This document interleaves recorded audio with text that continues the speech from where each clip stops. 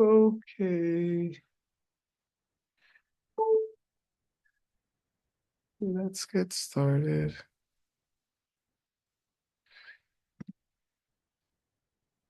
Welcome back, everyone. Hi. We are on course 12, class 7 of a Bodhisattva's Way of Life uh, by Master Shantideva. And we're on question 1. Who would like to read? Anybody?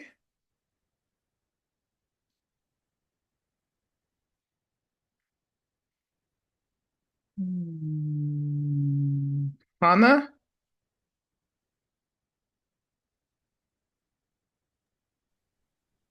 Yes. Good evening. Hi, good evening. Please read. Name, name the four kinds of deep awareness used to understand the meaning of emptiness, and then describe the major points used in the discussion of the first three only. Yeah, yeah, the 4 kinds of deep awareness. Um, I forget them 3 major. I think I know the 4 awarenesses. I think about them pretty regularly. They're pretty amazing. I don't remember the major points used in discussion of the first 3 only. Hmm. Anyway, does anybody know the 4 kinds of deep awareness? I think they're also called recollections, if I'm remembering right. Deep awareness, same as recollection. Think. I think they're the 4 recollections of also called that. Remembering your body, your Your mind, your feel. yeah, your feelings, the Dharma, and and your mind. Is that it? Objects. Objects? Objects, yeah. What, chi as objects? Hold on a second. Yeah. I don't know if Geshe would translate this as objects. Because chi can also mean Dharma. I think it might mean the teachings, but I don't know. I might be wrong. Yeah, this is the what is it? Newar Jempa or Nirshak?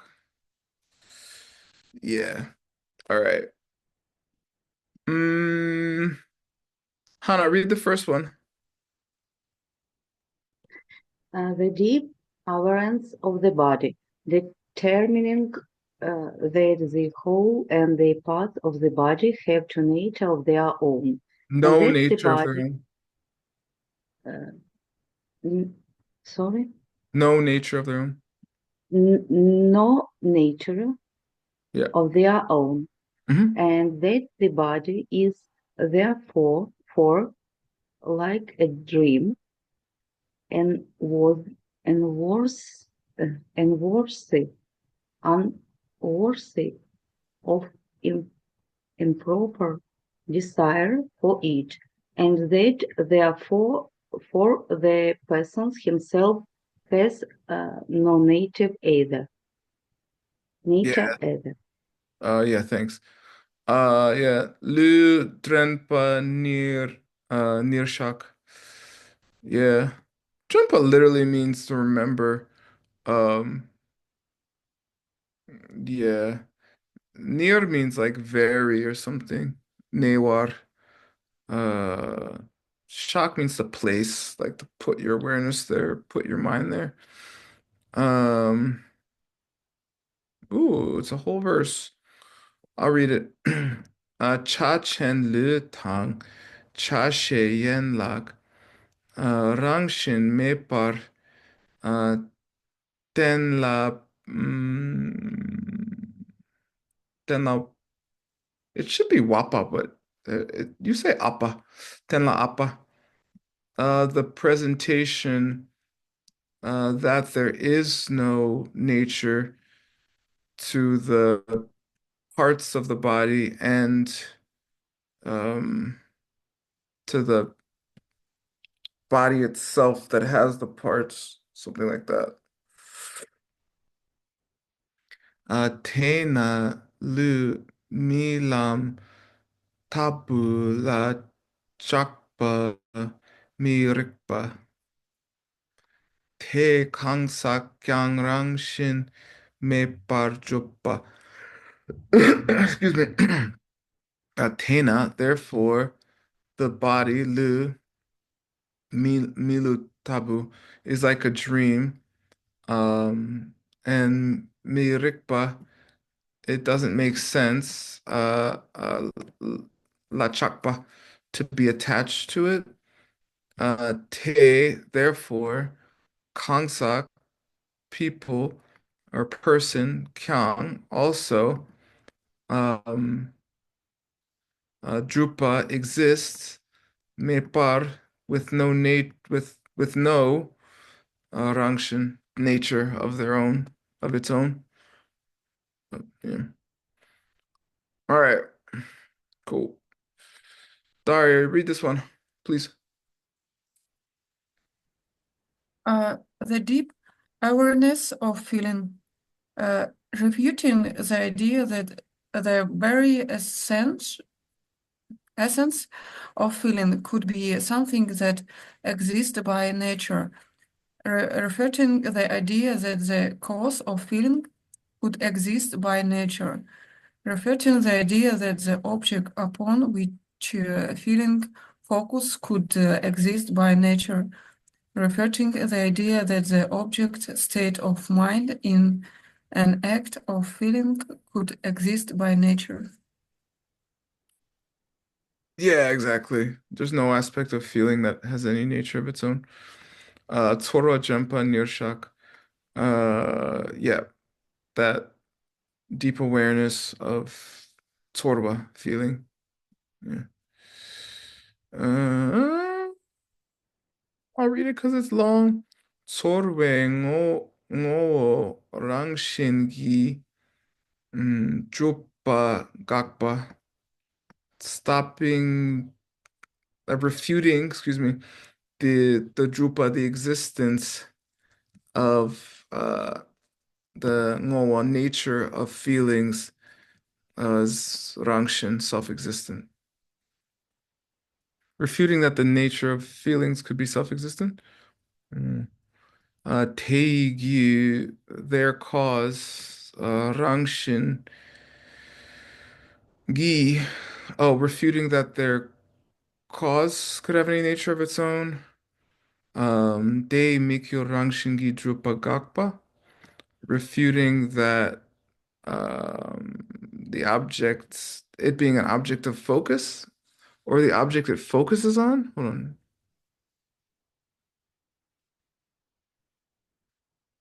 Yeah, yeah. The object which it focuses on has any nature of its own. And De Yulchen Rangshingi Drupa Gakpa, and refuting that it could exist, refuting that the subject state of mind which holds the feeling, which feels, has any nature of its own. Yes. C. Hong San, are you there? Yes, I'm here. Thank you, teacher. You're welcome. Please read. The deep awareness of the mind, demonstrating the fact that consciousness of the mind cannot exist by nature, and demonstrating the fact that the other five kinds of consciousness cannot exist by nature. Yeah. Um, all right, good. Uh, Sem Drenpa Nirshak. Yeah, the deep awareness of mind. Um, Iki Shepa Rang Shingi Me Partenpa. Denpa, demonstrating, indicating that the mind's Iki awareness, Shepar, Mepar has no Rangshingi nature of its own. Uh, Namshe ngarang shingi Mepar tenpa. Tenpa demonstrating that the Namshe, the consciousnesses, five, the other five consciousnesses, Mepar do not have any nature of their own. Rangshingi.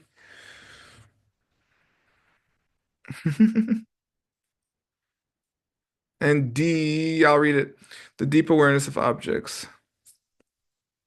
I think sometimes they say Dharma for this one, like, but I might be wrong. I could have sworn. Sometimes they say you have to be aware of the teachings, but unfortunately in Tibetan, it's the same word, chi. So, I don't know. I could be wrong. Chu Jenpa Nirshak. Um, yeah, deep awareness of objects. Yeah. Okay, number two. How many questions are there? Ooh, six. And they're long. All right. Number two. Loan, would you like to read? Yes, another one. Our import capacity to have good and bad feelings, both physical and mental, plays such a, such a large role in creating the suffering world that the ability to feel was thought to be a whole, a separate, hip or part of the body by Lord Buddha, quotes the lines from the treasure house of higher knowledge, Abhidhammakosha, of Master Vasubandhu, that describe the role of feeling Tibetan struck in Tibetan. Yeah. Uh, I forget the lines exactly, but it's like feeling and discrimination are separated because they cause all the trouble in the world. It's something like that. Um, so I don't know. Um, Here, out of all the 46 mental functions taught in the Abhidharma system, only two were spoken by the Buddha to be whole separate heaps. Impure discrimination, Dushe and impure feeling, Sora This is because, as the root text says, they are the root of conflict and the cause of cyclic life and a reason for the order. Thus, feeling and discrimination among the mental functions are set apart as heaps. Yeah. Um, ooh. Okay. I'll read this. Maybe someone else should. Let me see. Mike, you want to read? Sure, thanks. People engage in conflict because they distinguish between theirs and mine, and to get what feels good and avoid what feels bad. They thus accumulate the power of karma, which causes the cycle of suffering. The order of the five heaps is also determined by relative subtlety, from physical matter to consciousness, and these reflect this order. Physical matter is most gross. Feeling can be done with the hand, which is made of physical matter, and discrimination is most gross among the remaining mental functions, as it draws distinctions. Next is the other factors, such as the hope one does not suffer, and then finally the most subtle, consciousness. Yeah, exactly. Mm. Cool. Thanks, Mike. Um, mhm. Tsupe tsor war gyur wa tang, kor we gyu chir rim gyu chir, sem chung nam le tsor wa tang, du she lok shik, shik pong por shak. Okay. I did it. Tsupe? Oof. I think this means separated out. It's not common. Let me see. Uh, oh, it might be. I don't know. Let me check actually. It could be root as well, but I don't know. Huh. To contain, involve?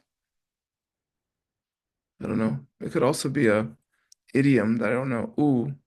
Oh wait, there's an R on it. Hold on. I spelled it wrong. Let me look. It might be related to root.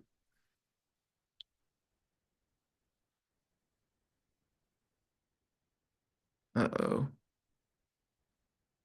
Oh, wait. Oh, it's tsu. Oh, it's tsu. Sorry, my brain. Uh, I still don't know what that means. R T. Am I spelling it wrong? Yeah, I think I am. Sorry. Don't mind me. I'm a little tired today. Oh, tsupa. Oh, I know exactly what tsupa means. Sorry. It's tsu. Tsu means conflict. Yeah. Tsup, like debate is a tsu. Yeah, it's the root tawa of conflict to gyurwa. That's what it is. Tang and korwe it's the cause of the cycle of suffering. Chir because uh, rim gyu chir because of how it proceeds in stages or steps. Here, he says a reason for the order. Yeah. Because you feel um, once you feel something as good or bad in a self-existent way, then you act on it. So it moves the steps forward. Semchonga nam, of all the mental functions, Semchong is mental functions, nam is like an S or all. Um, Le, Tsorwa, from all of them, feeling, um, Tang, and Dushe, discrimination. They are lokshik separated from the heaps, the pongpor. Shock. They were determined or placed outside or separated from the other mental functions because they cause all the problems. Okay, I did it. Dushe sakche, impure discrimination. Tsorwa sakche, impure feeling. Yay! How am I going too fast, translators? Wait, I feel like I just went really fast. Tatiana says yes. Anna is smiling, which is yes, but I'm not going to say it because I don't want to be rude. Uh, sorry, I'll slow down. It's actually kind of hard to translate Tibetan off the top of your head. So that's part of the reason I go fast sometimes, but I apologize. Um, I have to go before the thoughts slip out of my brain. All right. Anyway, how? Yes. Can you read this slower than I do? Yes. All right, because our translators would appreciate What makes a feeling impure? Yeah. Wait, what do the translators do when I'm speaking Tibetan? Do you just skip over it or do you say it? You skip it? Okay. That must be hard because I'm like saying it in the middle. Wow, that's probably challenging. All right, I'm having empathy. What makes a feeling impure? What do you think, Hal?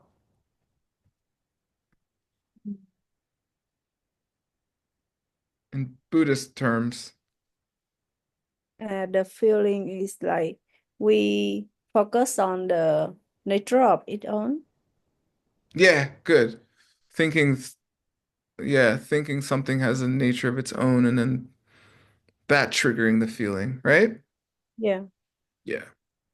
Or, yeah, exactly. Yeah. Good. Read this, Hal. Yes.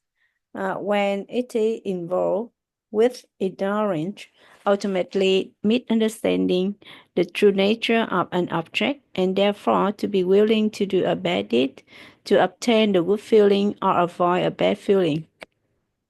Yeah, exactly. Mhm. Exactly. Good. We got it. Sakche. It just means impure or stained. Sak literally means this. Sak means getting ketchup on your shirt. Literally, sak is like, ugh, like what is that? Like gross. All right. It means like something dripping or oozing. Okay. Something gross. It's mustard on your new suit.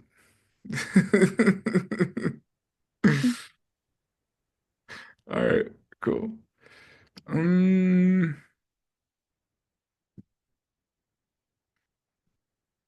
okay, number four. Hyung, would you like to read? Hyung. Yeah, sure. Okay. State the proof that Master Santideva gives to show that feelings of pain, are not self-existent. Yeah. What is the proof? Pain.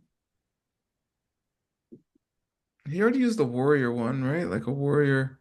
Some warriors get mad when they see their own blood. Some people faint at the sight of blood. Other warriors go crazy and get excited when they see blood, their own blood. I don't think it's that one. But Um, it's a proof anyway, not a metaphor. Oh no. Anybody?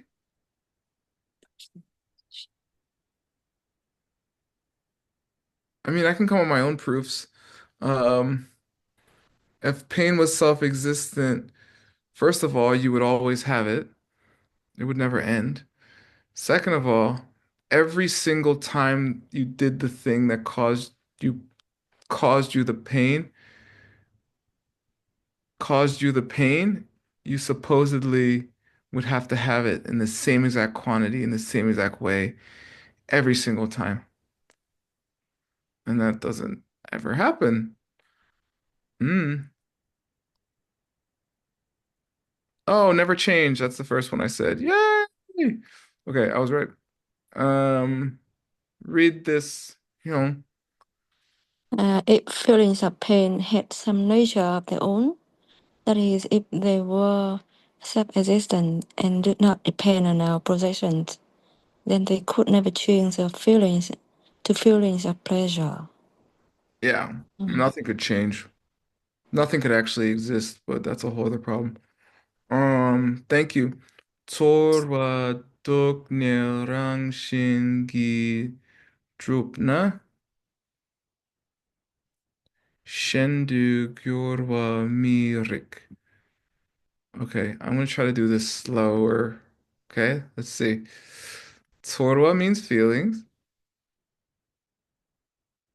Duknel means suffering. Rangshin means self-existent. Gi means in that way.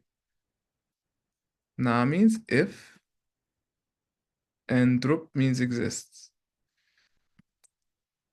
If it were the case that feelings of suffering, of pain, existed self-existently, right? Then, which is understood by the na for if, shendu, then other types of feelings like pleasure, shendu gyor, it could never vary, it could never change. Shendu gyor, it couldn't change. Mirik, it would be illogical for it to ever change. How'd I do? Better? It feels so slow. I'm like, oh my God. All right. But for the translators, this is good karma for me. All right, cool. Okay, question 5. Who wants to read?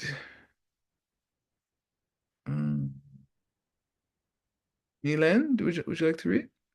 Are you there? No? Okay. Who is here? Nobody. I think did everyone read pretty much? Daria said stuff she didn't read. Read this, Daria. So, says the example that Master Shantideva gives to show that feelings of pleasure are not self-existent.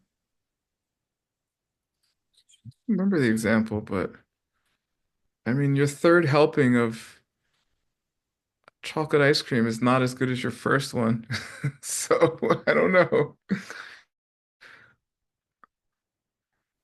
It was like Mike, if you just found out your only child died and you were sad, would like you would, cookies taste good? yeah, exactly. Like would cookies be bring you pleasure? Yeah, I know this one. Yeah, Geshe says it. Yeah, yeah. It was kind of like my chocolate ice cream example. Um, yeah. Read this, Mike. Suppose someone had lost their only son and were undergoing the pain of grief. If good feelings were self-existent, then when this person ate some tasty food, they would only feel happy, since these feelings have their own nature. This is because even a small feeling of pleasure would then be pure, self-existent pleasure, and as great as the greatest pleasures. Yeah, exactly.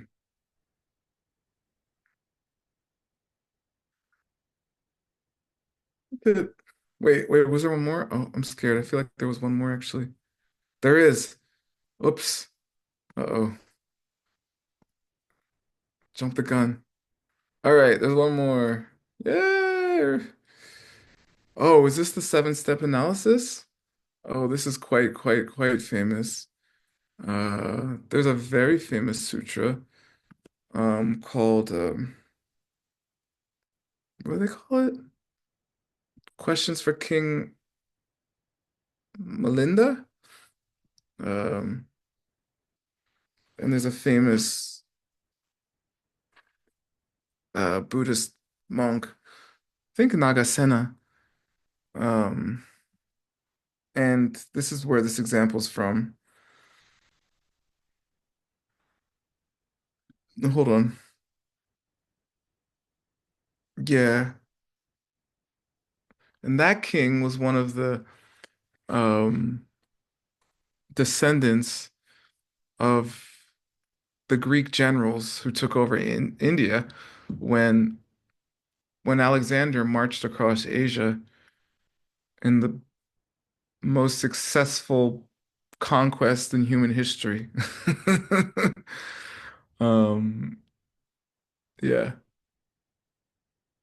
I think he died in Baghdad of like a infection or something, like a toe infection. To show you samsara, okay? It doesn't matter how many countries you conquer, you can still die of a toe infection. Um, anyway, generations later, and because of that, there was all these Greek-looking Buddhists in Afghanistan. Um, there was statues there up until a few years ago, but some religious zealots blew them up, like all these heritage sites. Anyway, um, there's a famous logical proof from that book, and Geltebje is talking about it.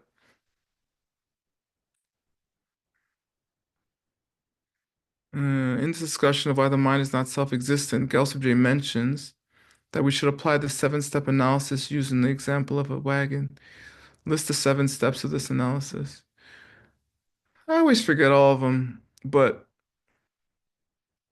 the whole thing is not a wagon. The parts are not the wagon. And everything in between. Let's look at it. Here we go. Mike, you read this one again. The wagon is examined to see whether it is 1, its parts, 2, something else, 3, not something that something else depends on, 4, not something that depends on something else, 5, not something that has anything, 6, not something that includes anything, and 7, not its shape. This is why I always forget them. I'm like, ugh, I need to hear the teaching again. Geshe taught it like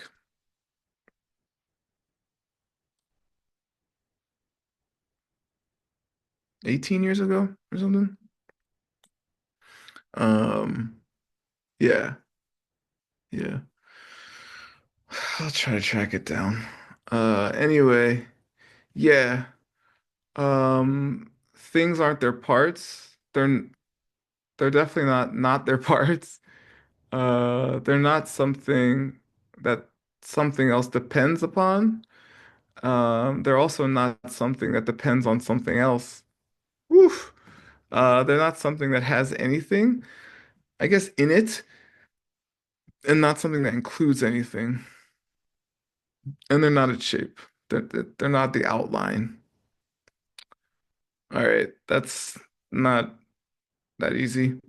Um, Te ni tang, they're not the thing itself. I guess that's parts in this case. Shen ni tang, they're not something otherwise. Ten dang tenpei chok tang, they're not something that something else depends on. Uh, denpei chok, and they're not something that depends on something else. Oh my God, I got it right. Oh my God. Dupe tam tang. They're not uh literally just a collection, but they're not. Uh, oof. They're not something that has anything. Holy crap. Is that right? Did I skip one? I feel like I skipped one. Hmm. And they're not something that includes anything. Wait. One, two, three, four, five, six. There's only six here. Uh-oh. One's missing. Oh, unless this Missing is the one. this is the two. What's that? Did you say something? There's missing one. Is that I the know, that's two? what I'm saying right now. Thank you. I think this is this is number 3 and 4 together. All right. But I'm not sure. I need to review this teaching. It's pretty difficult. Anyway, and lastly, there Yipki Nampar Chepa. This Chepa goes with all of them, okay? This Tang just shows it's been a list. They're not their shape. All right. It's just shape, this one. That's not easy, but it's okay. It's good for your brain. Maybe I'll pull that teaching out. I haven't heard it in like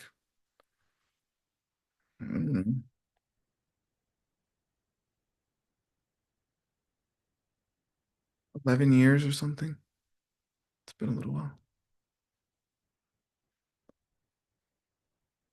All right. That is all. Thank you, everybody. I'm taking a break from ACI for just a week. Not because I don't love you, and not because I don't love teaching. I actually do a lot. It's kind of the problem. That's why I need a break. So, next week, Friday, there'll be no class. Um, there'll be 2 classes on Saturday morning. I hope the translators can help me arrange that. I just want to I just need to keep on track that much. And then the week after, from the 26th to the 30th, there will be no ACI classes. Okay, for that I'm teaching, but I'll make up for them in the last week.